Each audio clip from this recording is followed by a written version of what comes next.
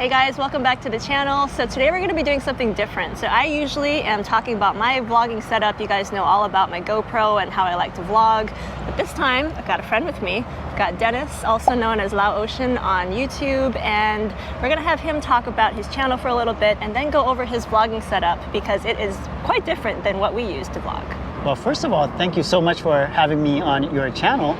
And as far as what I do on my channel, Lao Ocean, I do a lot of different things. I like to think of my channel as a channel that shows a lot of Seattle and Pacific Northwest stuff. I do a lot of virtual walking tours on my channel, but really I like to think of it as a lifestyle, travel, and events channel with an emphasis on Seattle, Pacific Northwest. So if you guys don't know, I am based here in Seattle, and that's how I've connected with Dennis here. And yeah, so let's talk about your camera gear. Sure. Show us what you're vlogging with. Sure, let's do that. I have a case on this camera. So yeah, it's an interesting case. I've never seen a case like that before. Yeah, for the Osmo. Yeah, I'll talk a little bit more about this case after I show the camera. So this is a camera that I use, is the DJI Osmo Pocket 2 camera. With the creator combo, it comes with an external mic. This is a control wheel here. And the all-in-one unit that attaches to the bottom. Now what this does is it allows Wi-Fi between the mic and the camera, and then you are able to hear the audio playback. Otherwise you would actually have to watch it on your phone through the app. So I bought it like this, and I think this is the way to go. It's $100 more. I think it's still $399 for the camera. With the creator combo, it's $499, so it's $100 more. And so this is a camera that I use. Oh, also, it comes with a wide angle lens, and I find that with the wide angle lens, it actually stabilizes the image a lot better. Really? Yes. It's less bouncy. If you watch a lot of walking tour videos, there's a lot of up and down. Yeah. This reduces that up and down motion a little bit better, I feel like. One of the complaints about the wide angle lens on this camera is that it's magnetic and it's pretty secure. However, it does have a tendency to fall off. One thing that I've done is I've attached tape. I've noticed that. Yeah, it's subtle, but yeah, I see it there. Yeah. You don't want to put a lot of tape because it's going to put weight on the gimbal. Gotcha. Yeah, so I put a little bit of tape, and it's never fallen. It's, you know, it attaches very securely. Now every now and then I'll have to remove the tape and remove the wide angle lens so I can clean the lens on the camera, because dust particles will get in between the two lenses. And so this is the gear that I use, and I think for what I do and for what a lot of walking tour channels do, it's probably the best camera, pound for pound. I would say this is the best camera. A lot of this is subjective. Some people prefer the GoPro, some people prefer like a mirrorless camera on a gimbal. For Go person, yes. But I find that for what I do, which I like to go into buildings, and I shoot inside as well. This is the best camera because it does pretty well in low light. GoPro struggles in I was low just going light. to say, I understand that totally, because GoPro really sucks. Like once it gets to be low light, you definitely have to, we usually switch to our phone, so we always have the phone with us. But yeah, for this one, you can definitely push the low light limits a lot more. Yeah, I actually filmed the Georgetown steam plant using a GoPro, and I regret I regret that was. Which GoPro was it though? It was a 10. It was a 10. Okay. And the lighting to me, like, with my eyes, I assessed the lighting, and I was like, this is gonna be great. It's gonna be fine. I actually used a Max lens mod on that shoot as well, and I was like, this will be the best because it's gonna, capture a lot more because the lens is wider, the field of view is wider. But then when I looked at the image, I was like, oh man, this is horrible. Should have went with the DJI Osmo Pocket 2. GoPro's really for outdoors. So if we film a lot outdoors, I'd still go with GoPro personally. But yeah, if you're ever going to go indoors, definitely want to go with something like the Pocket. Yeah, I mean, there's pros and cons to both. With the GoPro, it's very sturdy. You can drop it. You can run it over it with your car. Don't do that though. You could though. You could, and the camera would probably still survive. Yeah, right? Yeah. You could. With this, it's fragile, so Yeah. you know, handle this like your loved one. You know, Yeah, don't yeah. drop this.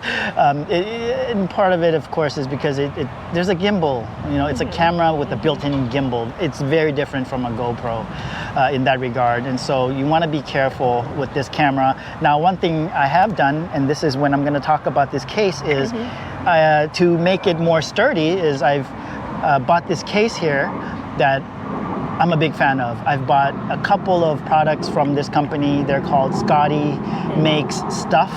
They're based in Australia, so it takes a while for this product to get to you. I think it took like 2 weeks or something. Oh, wow. Yeah. Yeah, it's long. Yeah, I don't think they're on Amazon. Or when I bought it, which was like a year ago, they weren't. This is it's a 3D printed case. It turns this into something between a Pocket 2 and a GoPro because it makes it so just robust. Like you can, I've dropped this by the way. You can drop it, don't drop it. Don't drop any of your cameras, okay, including the GoPro. Yeah. Good advice there. Don't drop your cameras. But in the event that you drop it, you know, it just makes it that much more robust. Can I feel it? Yeah. How heavy is it? Oh, that's nice. Yeah. Yeah, it's not bad. Yeah, I like it's the not- bottom too. How Yes. like that thumb screw just kind of goes into Exactly. the to kind of hold it into place. Yeah. That's really nice. And Great design. Yeah, it's great. Yeah. And How much was it? this was less than 100. I want to say it's like $70 or something like that. not Maybe bad. less, Yeah. maybe 50 or 60. Yeah, really well built. But it's one of the best purchases ever, in my opinion, for a case or for a camera-related product. And one more thing that I really like about this is that I don't just use this camera for walking tour videos. I use it for all sorts of scenarios, including food reviews or when I go inside restaurants and I'm just doing, when I want to do like a mukbang video or something like that. What's awesome about this case is that it's an automatic built-in tripod. Like I don't have to, you can, and sometimes I do, you can attach like a mini tripod on here and set on your table. But if I put this about, look at that, if I put this about a foot away, a foot and a half, 2 feet away, you can totally film like this. You can, yeah. That's so discreet.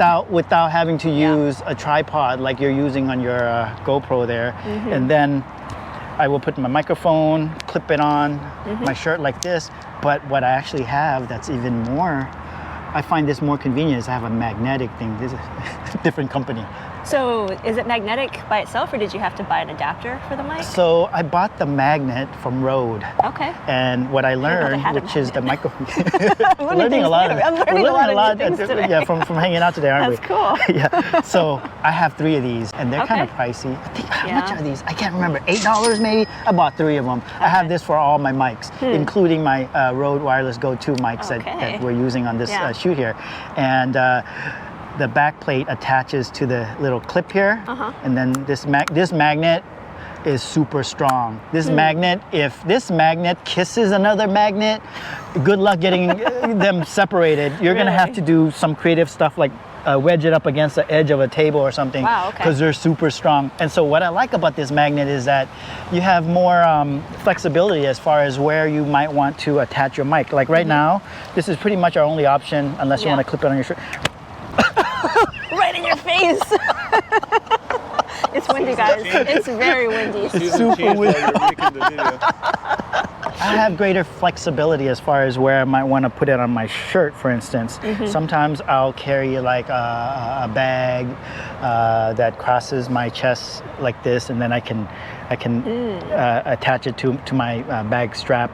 But if I want to just put it directly on my shirt, actually I like to put it, I have my fun logo on it, by the way. Check it out. Yeah, that's a good idea, actually. Yeah, Brand it yourself, so you're not advertising Rode and we're DJI constantly and all that. advertising other products. Yeah. Sometimes Free promotion. you gotta, advertise yourself. So you can do this, and it's very light, different from this camera or this mic. Different from this mic, it's very light, and so it's not going to pull down on your shirt because it's a lighter microphone. I also have used it on the Rode Wireless Go 2 microphone. It's a little heavier. Depending on the shirt that I'm wearing, you'll pull down a little bit more. But it's a first world problem that I'm complaining about that. The point is, this magnet really gives a lot of flexibility. Yeah, that's awesome. It So reminds that's me of what the I DJI use. mics in general, because now the DJI mics actually do come with magnets kind of. Oh yeah, that's strong. It's not going anywhere. That is strong. Wow. Yeah. Road makes it, huh? Okay. Yeah. I've learned something new. Yeah. I'm gonna have to pick one of Yeah, these up. I have That's nice. I happen to have my Rode mics with me in my bag, Yeah. and when I put them in the same bag, all three microphones with the magnets. Yeah. Oh my gosh! Like I said, like it's already like super strong on the metal surface here. Yeah. But when the two magnets touch, these. Oh God, yeah. Yeah, that'd be difficult. Yeah. That's my setup with the case and the microphone, and then for settings, what I shoot is 4K, 30 frames per second. If I'm doing like a sit-down video like we're doing right now, and then for walking videos, I like to shoot in 60 frames per second. You know, it's all about preference. People do 60 frames per second, 30, some do 24. Susie, I think you and Martin like to do 24. We do 30. You do 30? But we export in 24. Export in 34, okay. So I shoot in 30 or 60, and I export in those respective frame rates. Now the reason I do 60 frames per second is so that I have less motion blur, like when I'm panning, you can see more of the detail. It takes a lot of storage on your hard drive. That's why we don't do that. Yeah, I mean, it's double, right? 60 is double, yeah. But I do this for you. The internet, YouTube, yes. So that's my setup. And then everything else, you know, the ISO, I mean, I put that on auto. You know, I want to keep things simple. Part of why I use this and not a mirrorless camera, like I shoot Sony cameras. I have a few Sony cameras and gimbals. I have a lot of gear too. Is because I want to keep things simple. I want to shoot more and think less. Yes. and so that's my setup. Nice. I love it. I love that it's simple. I have used this camera. It is an awesome camera. I do know that DJI Pocket 3 might be coming out later this year. Excited. So we will be buying that one. We have the original Osmo Pocket, and like you said, it's okay, but I know that the Pocket 2 is a lot better. Pocket 3 is probably going to be awesome. Yeah. So yeah, we'll be reviewing that camera when it comes out. Susie and Martin, thanks again for having me on your show. Yeah, I'm a big fan, and this has been fun. There have been things that have happened during this shoot that you may or may not see. We might add some bloopers because it's been a challenge. It's been a challenge, and that's one of the things about shooting outside is there's a lot of things you cannot control, like you know, like a leaf slapping into your face or trains going by. And, people not wanting you to film in cafes. We got kicked out sort of earlier from the original location we wanted to film at. We can. If we do another video, we can maybe talk about technique and some of these challenges that we're running into. So speaking of, if you guys like this video, please give it a like, give us a comment down below, because I would love to do more collabs like this. I think this is the first guest that we've had on our channel even. So if you guys like this format, let me know, because I'd love to do more of these types of videos in the future. And yeah, if you have not seen Lao Ocean's channel, then go check it out. Give him a subscribe. Check out some of his recent videos if you want to see what life is like in Seattle and beyond. And yeah, thanks for watching. We'll see you in the next video.